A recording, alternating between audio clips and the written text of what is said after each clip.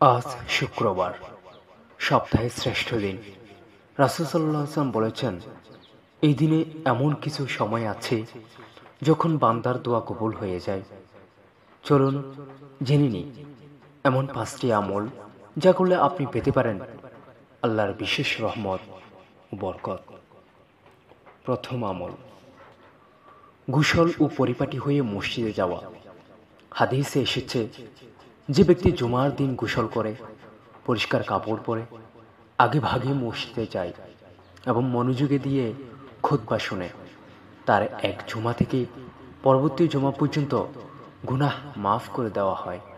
সহিহ মুসলিম। এদিনের সালাত শুধু ফরজ নয়, বরং এটা আত্মিক শুদ্ধির একটি পথ। দ্বিতীয় আমল, সূরা কাহফ তিলাওয়াত করা। রাসূল সাল্লাল্লাহু আলাইহি ওয়াসাল্লাম বলেন, যে ব্যক্তি শুক্রবার সূরা কাহফ তেলাওয়াত করে পরবর্তী জুমা পর্যন্ত, তার জন্য একটি নূর জ্বালানো হয়। সহিহ বুখারী। এই সূরাটি আপনাকে ফিতনা থেকে রক্ষা করবে ইনশাআল্লাহ। তৃতীয় আমল, দোয়া ও ইস্তিগফার বেশি বেশি করা। জুমার দিন এমন একটি মুহূর্ত আছে যেখানে বান্দা যা চায় আল্লাহ তা কবুল করে নেন। সহিহ মুসলিম। বিশেষভাবে আসরের পর থেকে মাগরিবের আগ পর্যন্ত সময়টিকে অনেক আলেম এই দোয়া কবুলের সময় মনে করেন। চতুর্থ আমল, সদকা বা দান করা। এই দিনে দান করলে তার সওয়াব বহুগুণে বেড়ে যায়। রাসূল সাল্লাল্লাহু আলাইহি ওয়াসাল্লাম বলেন, দানের মাধ্যমে রিজিক বাড়ে এবং বিপদ দূর হয়। একটি খেজুর দানও আল্লাহর কাছে অমূল্য হতে পারে।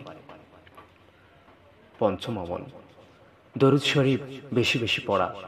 হাদিসে বলা হয়েছে, তোমরা জুমার দিনে আমার উপর বেশি বেশি দরুদ পাঠ করো, কারণ এই দিনে তা আমার কাছে পৌঁছায়। আবু দাউদ। আল্লাহুম্মা সাল্লি আলা মুহাম্মাদ। এই দরুদ আপনার জীবনে শান্তি ও বরকত আনবে। ভাই ও বোনেরা, শুক্রবার কোনো সাধারণ দিন নয়, এটা মুমিনের ঈদের দিন। আজকের দিনটিকে কাজে লাগান।